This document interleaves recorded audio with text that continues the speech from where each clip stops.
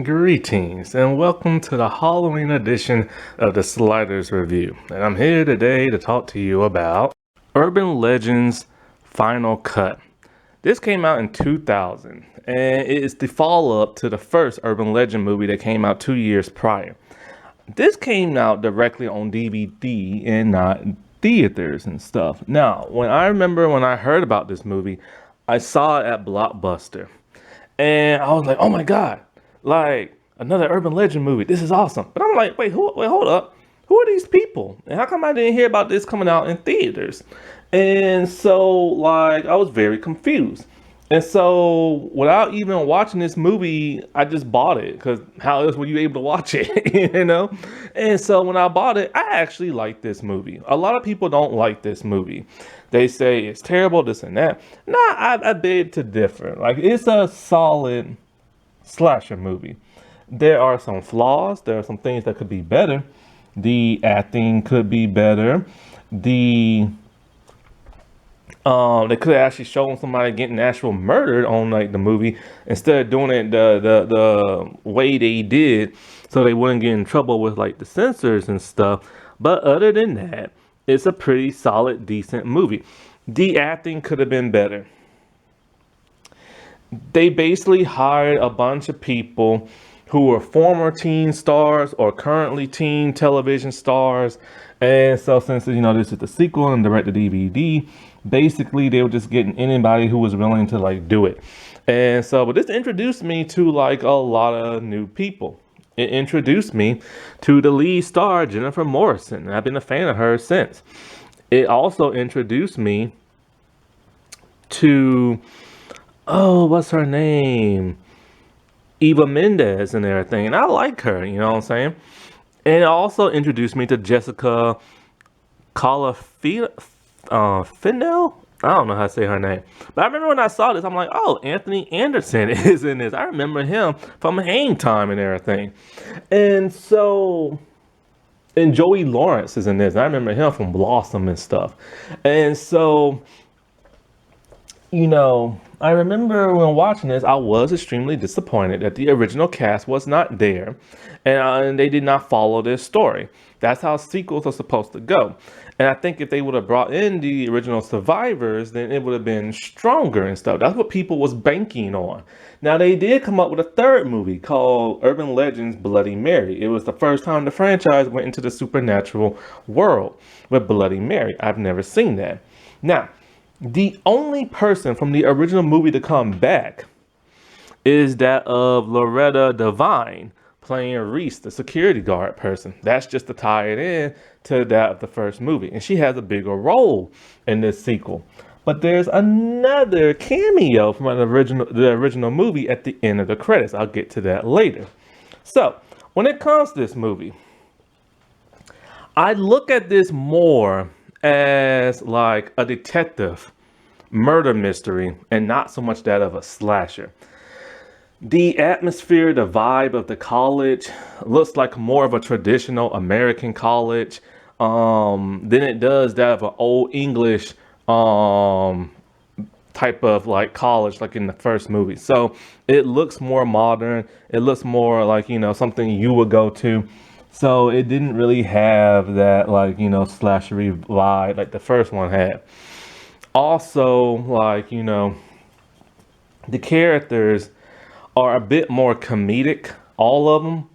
Like, the side characters, like I should say, because there's the main cast, who's only a few people, and then there's side characters. Side characters are there for comedic relief, so it's a bit more comedic.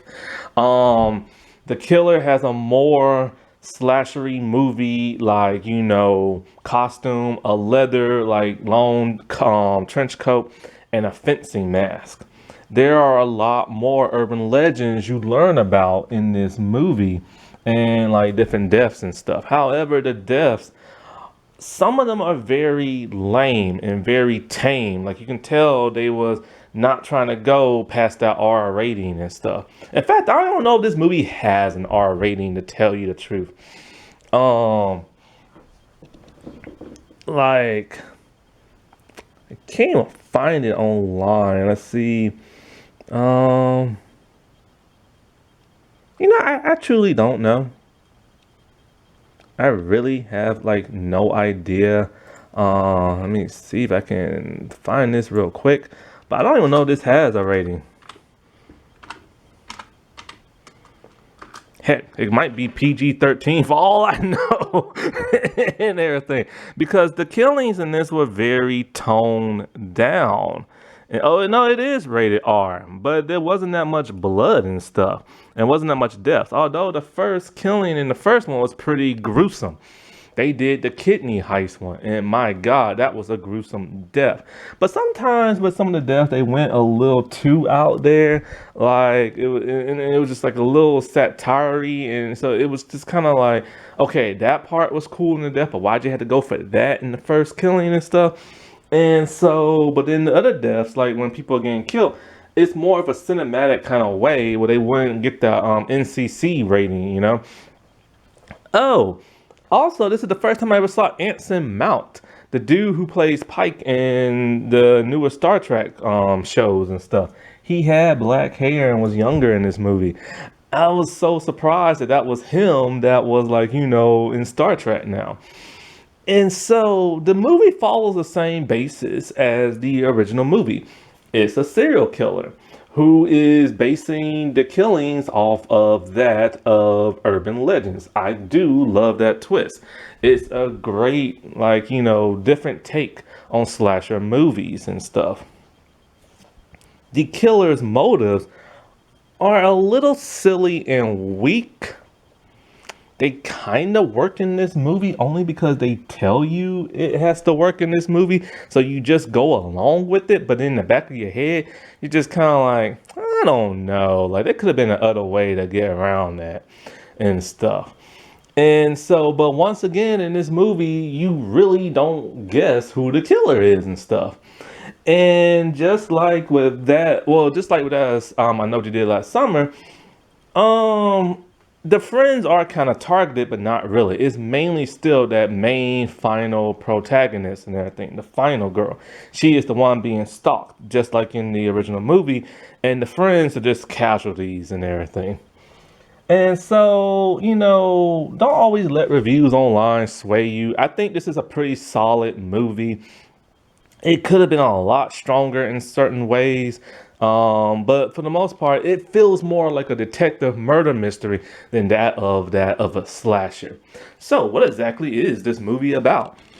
We're at a brand new college and everything. And in this college, they have a huge film school. And so it's basically revolves around film students. And so at this college, whose name I don't know and don't really care and stuff like that. There's a character played by Jennifer Morrison named Amy Mayfield. And so she's helping somebody to film like their movie and everything. And this is where like the comedy comes because the actress who's supposed to be in this student film is overacting because her character is not supposed to know how to act, so it's kind of cringy. You assume that this is the real first scene of the movie on a plane and everything, and people are dying on the plane, and there's a murderer on the plane, but it's actually a film movie. So you really assume this is the real thing until you see, oh, they're filming it and stuff. So it's kind of like, oh, that took me out of it. I wasn't expecting that and everything. So they did that before Scream 4 ever did. And so,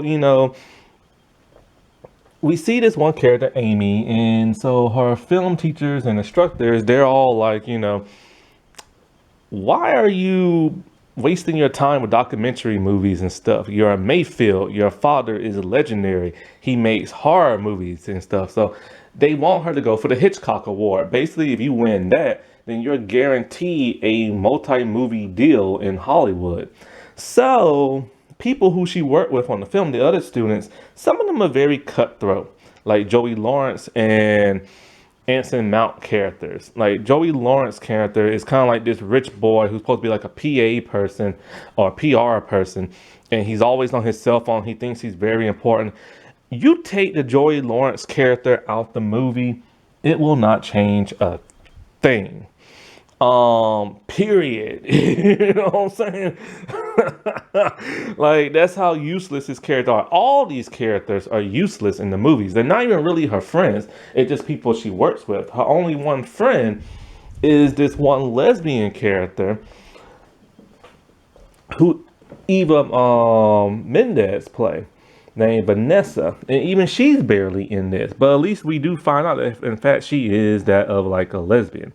And so she decided, all right, fine, I'm gonna make like, a horror movie, and I'm gonna go for like the Hitchcock Award. Now, prior to this, there was the first death, and it's pretty gruesome. Toby, played by Anson Mount's character, he is like a director, and he's a film student, and so he's at a bar and he's talking to this one girl he wants to be in his movie. This one girl is an actual character in the movie. I forget her name, but she was in Ladder 49. Go watch my review on that. And so she's about to catch a flight to someplace else. I think she has a role in like another movie or something like that. And so we see him when she leaves, he's trying to hit on like another woman, and he's like, I'm a movie director, right? But he doesn't score. He strikes out big time. So he's like the guy who's kind of dopey, and so he is like important for the movie because he is like, you don't know, is he like the killer or is he not? You know what I'm saying? So he's important to the character. Joey Lawrence's character is not important whatsoever. So then, the girl who is he was with, she got drugged. We see somebody drugging her drink, and she wakes up in a tub full of ice. It's the kidney heist thing. It's the killer. He has removed her kidney. She tries to scramble on out the dirty bathroom, and he chases her. It's a pretty horrific scene. She tries to call 911. They don't believe it in everything. They think it's just a prank. Then she tries to escape out the window. He chops her head off, and then it falls down there, and there's a barking dog when she tried to escape. So then he feeds the dog her kidney. And that's the part that's a little too over the top, when the dog eats the kidney. It's just like, why add that? So basically, when filming her movie and everything, she's starting to notice that people are dying who's supposed to help her with her movie. And so that is pretty much the whole thing of it. Like, everybody who works on her crew is ending up dying left and right. Now there's a guy named is it Travis or Trevor? It's one of them. I forget which one. It's Travis, I think. Yeah, Travis. Oh no, Travis was at the bar talking to that one person, and then Toby just happened to be there and everything. My bad. So Travis, he's a nice guy. He's a director. He makes really good movies. He submitted his movie and he got a really bad failing grade. Next thing you know, we see him drinking and is upset, and then all of a sudden we hear a gunshot, and they said that he took his own life. So everybody's all upset, and then one day Amy is like, she thinks she sees like Travis, but it's Trevor, his twin brother. Yeah, they went the twin route. And so he's all like, he doesn't believe his brother committed suicide. Why would he? So they work together to find out who might have killed him. While doing all this, she's getting stuff set up for like her movie. She's getting threatened by like the Joey Lawrence character, talking about, I know who your family is and everything. And, you're just like another film brat trying to make it and blah, blah, blah, blah. But no, your family's so famous and don't cross me. So they're trying to set him up as the red herring and stuff. And so basically, like I said before, every time she sets up like a different thing, people are dying left and right. And so she don't know who she can trust. But now this is starting to eliminate a lot of the main cast and stuff. So it's like, well, who the heck could be the killer? There's only a few of them left alive. And those are people who are either sketchy and stuff like that. And so, and it's even to the point where she's starting not to like even trust Trevor. Well, it gets so much that, her and her friend Vanessa are getting chased by the killer. It's this huge like scene because people start going missing and this and that.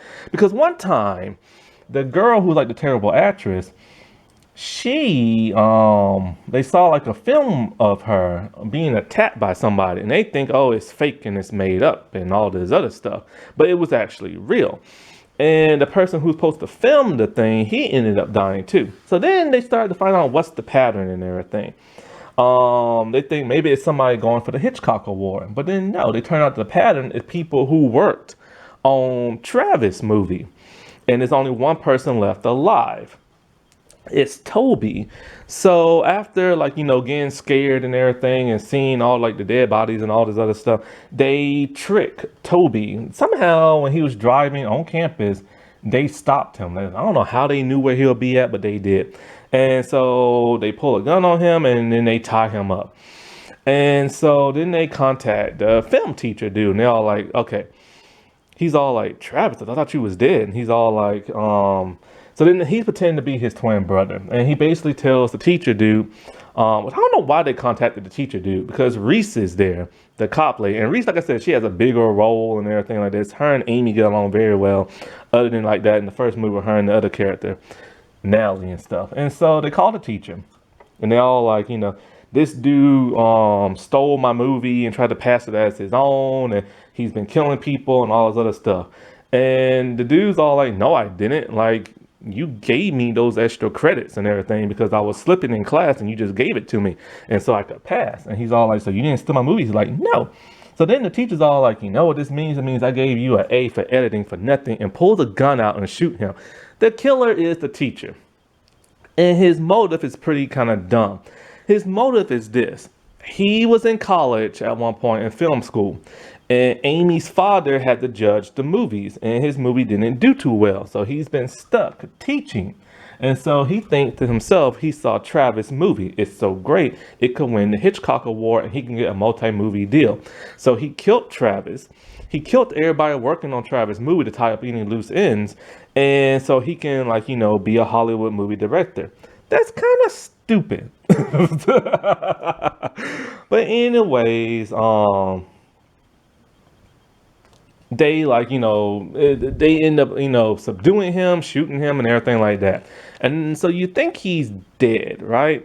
Well, it turns out no, he survived, because the killers always survive. And this is when the end credits come. We see Brenda from the first movie pretending to be a nurse. And she tells him, oh, me and you have a lot in common. So she wheels him off and everything. So I'm thinking to myself, oh my God, this is great for the third movie. They're going to tie the first survivors and the second survivors into the on the third movie. But no, they got a completely new cast and went the supernatural route. So yeah. So this movie, like I said before, it's not that bad. It's not that great. It's all right. It's solid, but it feels more like a murder mystery than anything else. That wasn't that spooky. All right. Well, I shall talk to y'all later. Bye.